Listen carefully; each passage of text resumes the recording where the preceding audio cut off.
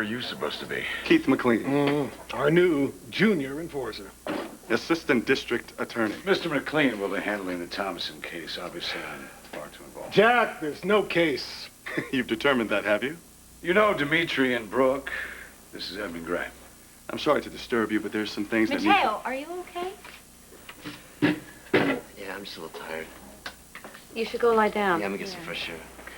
Hey, Mateo. Welcome back. Here's to beating the odds, huh? So you two take care of yourselves, huh? Thanks. I'll see you soon. Okay. Let me know if there's anything I can do. I need to ask you a few questions. No, my brother is not up for an interrogation. Look, he has to do this. It's routine. Why don't we leave that up to Edmund? Edmund was chained, left to drown. My brother didn't know if he would survive the night. I'm not going to let him waste his strength. We've been all over this. Look.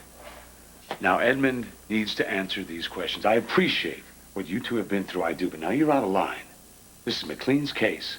You stay the hell out of his way. You know every detail. Brooke told you what she didn't know, I filled in. Edmund can't tell you anything different. You mean he'll stick to the party line?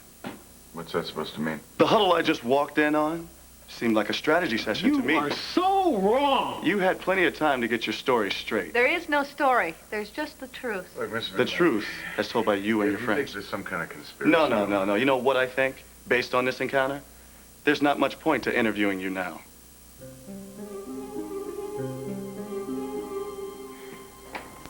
All right, look, enough is enough. You should be in bed. You're obviously No, tired. Hayley, I'm freaked. I know. Poor Brooke and Edmund and Dimitri. This is gonna sound crazy. But I was in that gallery. I saw Brooke and Jim. I know what you mean. When she was telling the story, I felt like I could see it too. No, Hayley, I did see it. When it happened, in my coma, I saw it. I was there.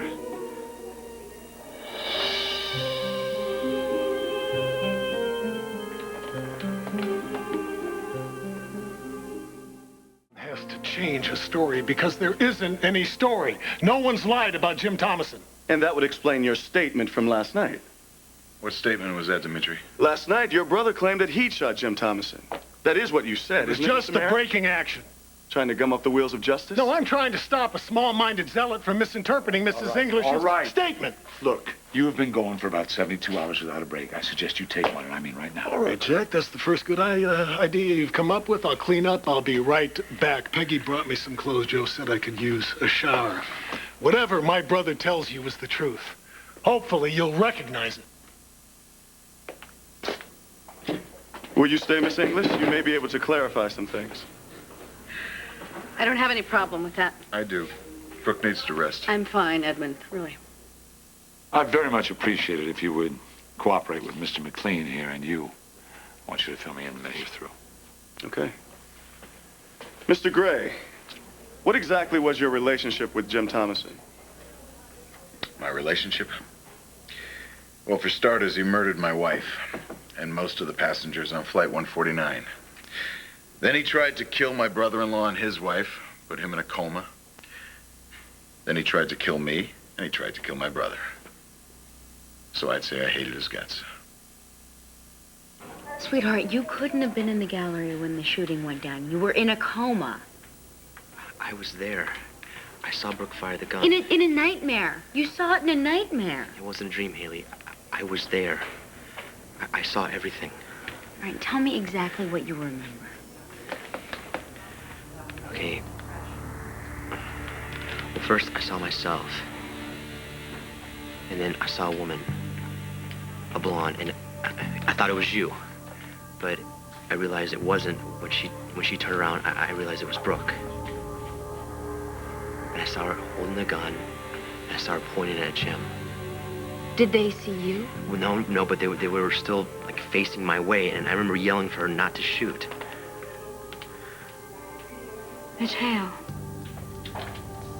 right before you came out of the coma, as you were coming back to me, you said, Brooke, no.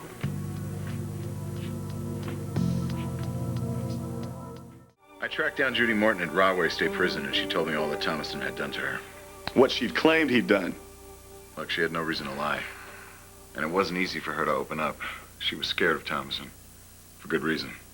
Well, she was killed by another inmate. Thomasen ordered a hit. Why would he do that? Same reason he tried to kill me. We both talked. That's why I never made it out of the parking lot. So you assume that he knocked you out? No, I don't. He bashed me in the head and chained me to a wall of an aqueduct and left me to die. A rather bizarre way to take somebody out, wouldn't you say?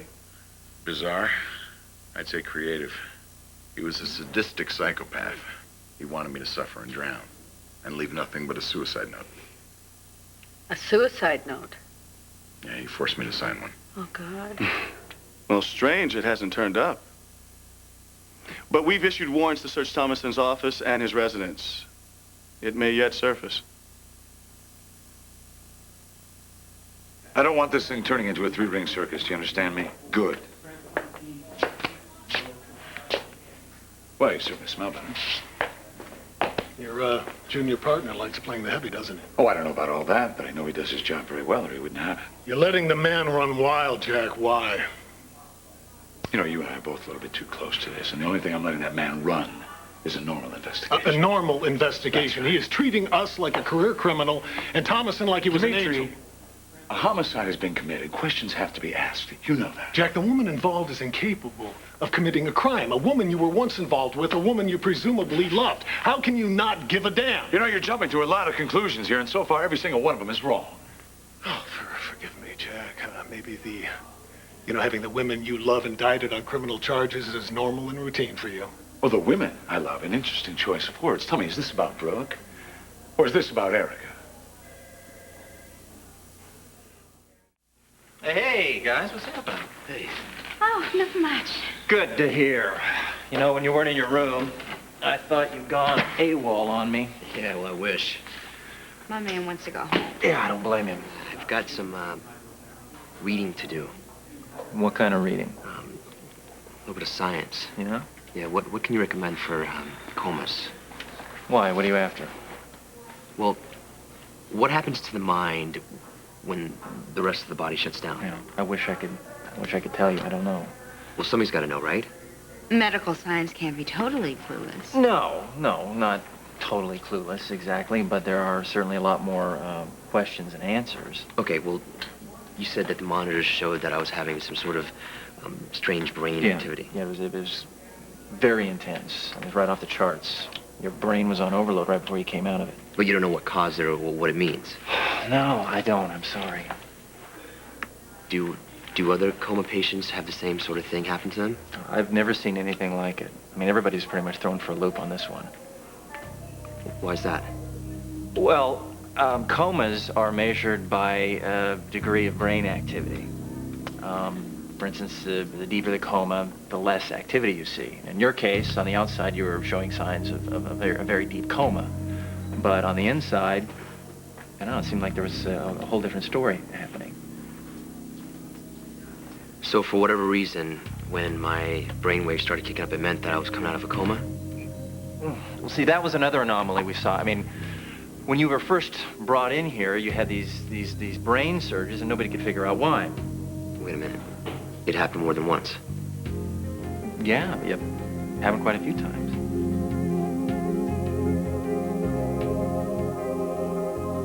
So, Thomasen forced you to sign the suicide note. Did he dictate its contents? No, it was already written. I didn't want to sign it, but he threatened to go after my kids. So I don't suppose that this is written in Thomasen's handwriting? No, of course not. He typed it. We can't prove that someone else didn't type it. What do you think? I did it? You think I'm making this up? Look, the only reason why I'm here today to tell you these facts is because Brooke English is a very smart woman. She managed to figure out what was happening to me and tie it in with what was going on with her. Pretty convoluted. Jim made Edmund call me to tell me he was okay, to throw me off the scent, but Edmund was able to salt his conversation with some clues so that Dimitri found him. Thanks to you. When was this call? It was a couple of days after I was chained to the wall. He didn't want anyone to get suspicious. But it was too late. I mean, Edmund loves his children. He would never leave them without giving someone his itinerary. Why didn't you report this call to the police or the FBI? Look, because Brooke knew that Thomasen was too slick to leave a trail for the police. And if she had convinced them, and if the police had bought the story, I would be dead. So, instead, she sends an amateur out to hunt down his brother and fish him out of a deadly situation. Yes, this amateur did find me. Brooke, you did the right thing. Thank you, Edmund. Look, I don't think you have to hang around for any more of this. Mr. McLean? You're beat. McLean and I can finish this. All right, if you really want me to go. You need to get some rest. Take care. I'll say hi to Sam and Maddie, okay? Tell them I love them. I will. You know not to leave town, right?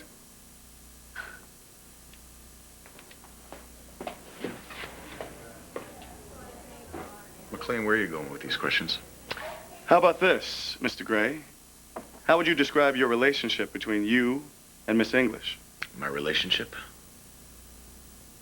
Professionally, we're partners. We run a magazine. She's an excellent editor and a writer.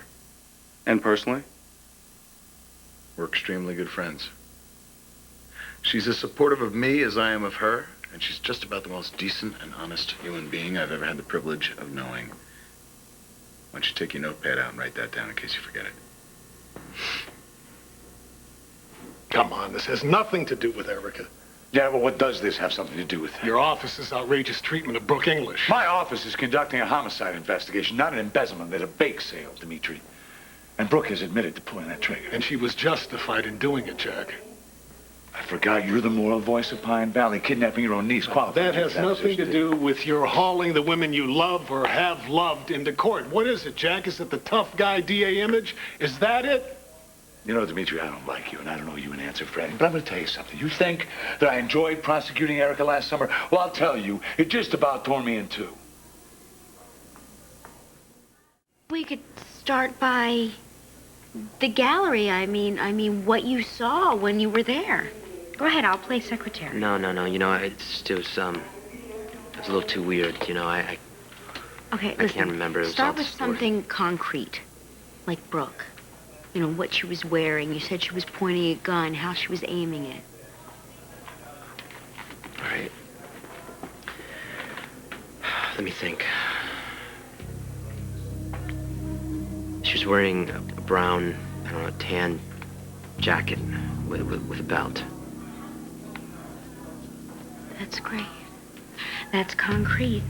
You know what? I'm gonna call Brooke and check this out. No, with her. And if don't. you- No, she's got so much on her plate right now. She's not gonna mind. Well, let's not tell anybody about these brain blips, all right? Until we know what they mean. Would you want to put Brooke through the same ordeal? You think I'm trying to hurt Brooke? Where the hell would you get an idea like that? I did not create this situation. Brooke is involved in a homicide, and she is not above the law, Dimitri. Nobody is. No, I'm not. And Jack is right, Dimitri. I mean, the questions do have to be answered. I need some coffee. Brooke. Nothing for me, thanks.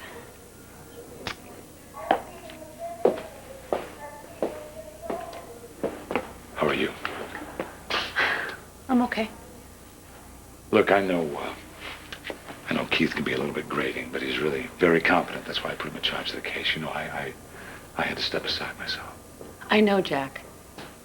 But as a friend, I'm telling you, please, don't make any more comments without your attorney present. I did what I had to do, and that will be proved. Happy 35th anniversary, General Hospital. Thanks for all the years of drama, adventure, romance, and passion. And here's to 35 more.